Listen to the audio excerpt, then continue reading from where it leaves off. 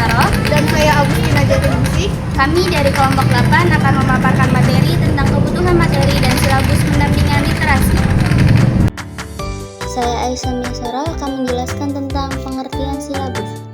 Silabus adalah rencana pembelajaran yang mencakup rangkaian materi, metode, tujuan, dan evaluasi yang digunakan dalam proses pembelajaran. Silabus berfungsi sebagai panduan bagi guru dan siswa untuk memahami apa yang dipelajari, bagaimana cara pembelajarannya, serta bagaimana pencapaian hasil belajar akan dievaluasi. Silabus biasanya membuat informasi mengenai kompetensi dasar, indikator pencapaian, alokasi waktu, sumber belajar, dan penilaian. Oke, di sini saya akan menjelaskan tentang fokus utama pengembangan keterampilan.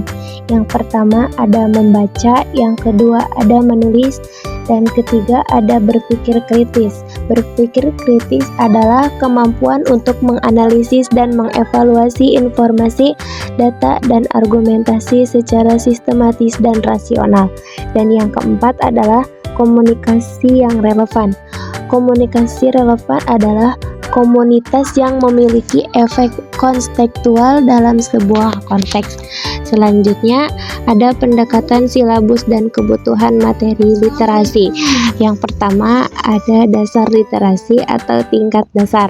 Tingkat dasar adalah kemampuan yang harus dikuasai oleh setiap individu.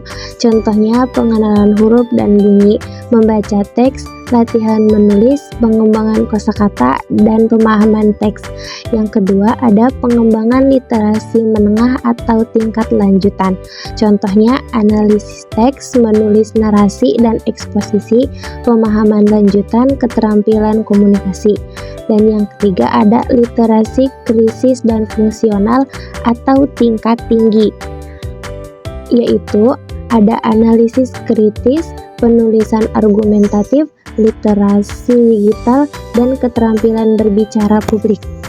Selanjutnya saya akan menjelaskan tentang contoh silabus pendampingan literasi untuk murid yang telah kelompok kami buat. Kelompok kami membuatnya untuk selama 3 minggu. Pada minggu pertama, pengenalan literasi, tujuannya untuk mengenal pentingnya literasi, materi, pentingnya membaca dan menulis, membangun kebiasaan membaca, diskusi tentang buku favorit peserta, kegiatan yang dilakukan kelompok, wawancara minat baca peserta.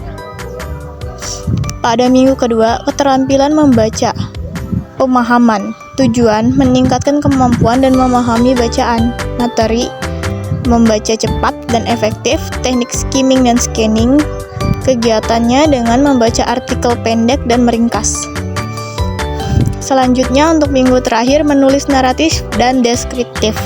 Tujuan: menulis cerita naratif dan deskriptif. Materi: struktur cerita naratif, penggunaan bahasa deskriptif.